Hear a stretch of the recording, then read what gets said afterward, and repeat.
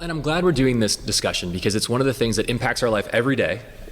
And oftentimes there's two camps that Christians fall into. There's the, I'm going to listen to whatever I want. It doesn't impact me. Nothing matters. It's going to be fine. I listen for the beats. I don't listen for the lyrics. I don't listen for the message.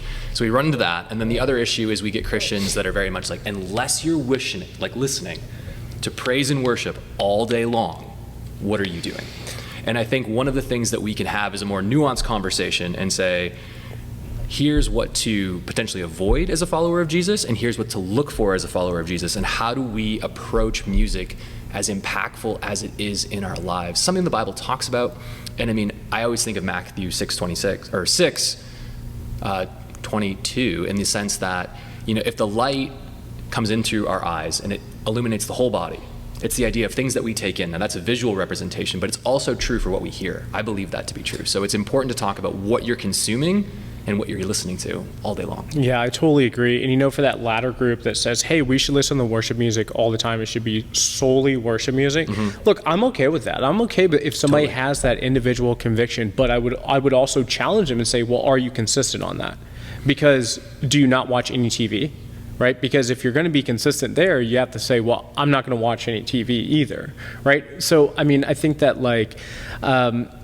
I don't necessarily fall into that category, though I respect those who do. Totally. But, you know, for me, I think that the challenge is finding music that's still glorifying the God, that maybe, you know, has a good beat, and I can listen to at the gym. And I think a lot of people fall in that category. And some of the videos that we're going to watch later today, I mean, it's clear how much music impacts people and our emotions, and in some cases just actual actions that we take, right? Oh, and the headspace you get into. Like it's an unbelievable thing to me because I've done experiments with this where when I was trying to quit swearing, one of the biggest things that helped me was changing my music. Mm-hmm. And I realized that my vernacular was changing based on what I was listening to. And if I'm angry or if I'm sad, I can go way deeper in those feelings if I listen to music that amplifies that. Yes. And if I'm not in a good place and I reverse it and go with music that is gratifying, that is holy,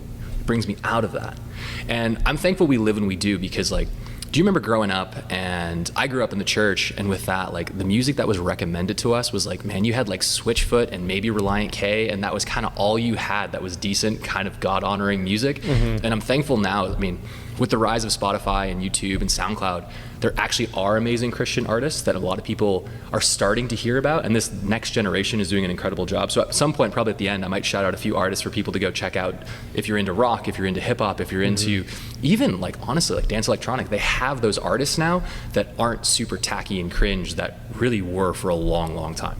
Yeah, I totally agree. I mean, I think, you know, one of the things that I've spent a lot of time thinking about is we talk about songs like The Blessing, and I don't mean to just jump right in, but I guess let's just do it. Let's just jump right in. Let's go. Because The Blessing is a very controversial song. It really is in the church because effectively people worship to a song that it's not really worshiping God. It's a little bit more self-focused, a little bit more prosperity-focused. And so I think that as we go through this, we really need to be careful, and we really want to differentiate what we're talking about. Whereas there's music that we listen to that glorifies God, but then there's also worship music. And we really need to separate the two, because I think that there's a different state of mind between listening to music on your way home or before going to the gym or whatever, or at the gym, I should say, versus like, hey, hand up in the air, praising the Lord. And I think that latter category, and this is where the controversy starts with a lot of Christian music, is that should be God-focused. It really should be. It shouldn't be self-focused. It should be God-focused. That's how I feel about it. I'd like to know how you feel about it. I would say what's the ratio? Because, you know, if you take a song like Waymaker, you know, he is a miracle worker, and we shouldn't focus on the miracles, we should focus on the miracle worker. And I think that there is a place, as long as the ratio is right, where we talk about what he's done for us, and it's amazing what he's doing in my life. And I think that you can consume some of that music, because I don't want to get pharisaical and too Like, one of the things I don't want is Christians to pick apart Christian music to the point where we keep pigeonholing everything and what's right and what's not right. But I think your point on the focus is really important, because is it about him? So I wouldn't immediately turn those songs off, but I would say, man, when I'm doing music that should be glorifying to God, worshiping him and talking about his character, that should be the focus, and not get into what he can do for me. And I think that there's a lot of that we can get into with churches where, like you said, it's almost along the lines of prosperity, because if the focus the entire time is what can you do for me compared to who you are and the character of God, man, it's different. Because if you're putting your hands up and praising and saying he is creator, he is good, these are his characteristics, I am in awe of him, it's different between look what he's done for me, look how great my life is because what he's done, like I know that you're going to get me through. Like, there's a place for that, and I do think that that's important because he does do those things, but his character is more important. So I think that it's the ratio of it. I think that I wouldn't throw those songs out, but especially, you know, the idea that like when we're praising and worshiping as a group, as a congregation, the focus should be on him the majority of the time. It has to be, right? Well, right. And this is where like I go back and forth, because I'm like you. Obviously, I wouldn't throw anything out. That's, you know, my individual conviction is as long as it's not dishonoring the God, I think it's okay, right? But you know, one of the convictions that I have is that I think about, okay, well, in heaven, you're not worshiping to receive. Like, you're truly worshiping God in his holiness. You're throwing your crown. Exactly.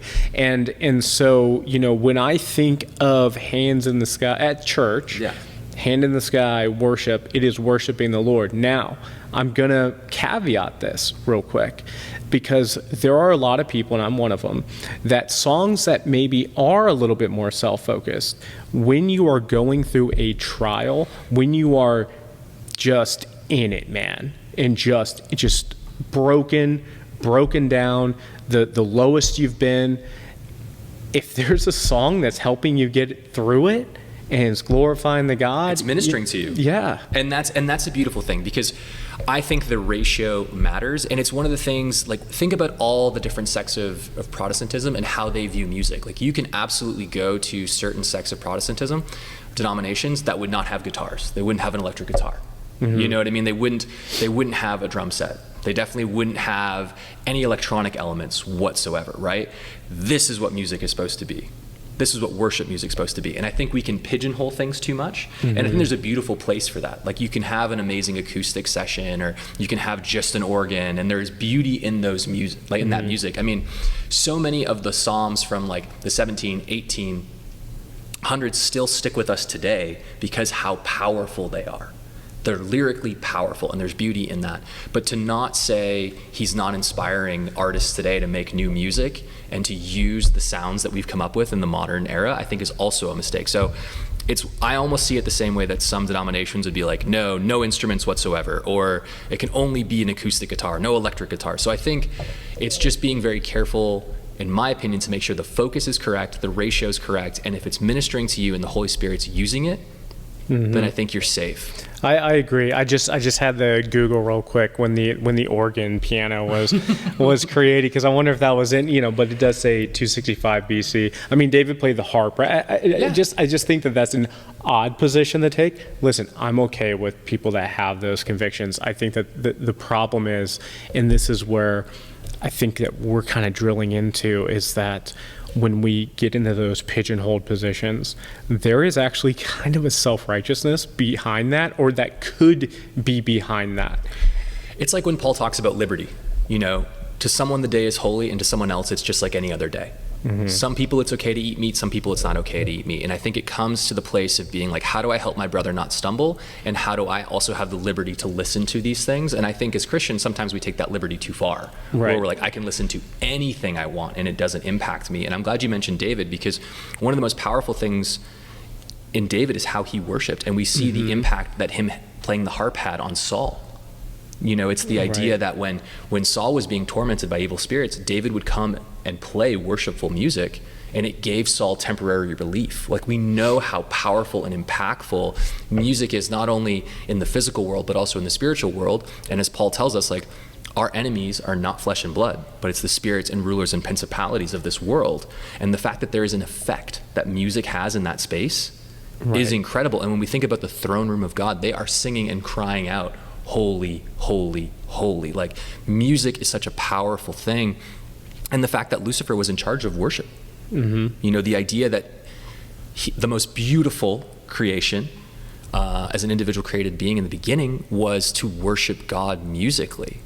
Right. And he fell from a position of pride. And I kind of sit there and think, like, he was leading the other angels, right? He was leading all the other things. And did that impact him to say, I should be the one that's receiving this praise as I play this, as I sing this, instead of God the Father, right? Yeah. It's a really interesting thing. It's so funny because on the last episode, we watched the pastor, let me say it like this, a pastor who had a beautiful voice, would just sing during the sermon. And like the sermon was on how God worships us. He was clearly a heretic, yeah. right? I mean, outright. I mean, you can go back and watch that video, but just because it sounds good or sounds beautiful, like that doesn't mean it's of God. And just because it's rock and roll doesn't mean it's not of God, right? Or hip hop or whatever. That's right? a beautiful summation. Yeah. I think we're ready to jump into. All right, let's jump in. That was perfect. Okay.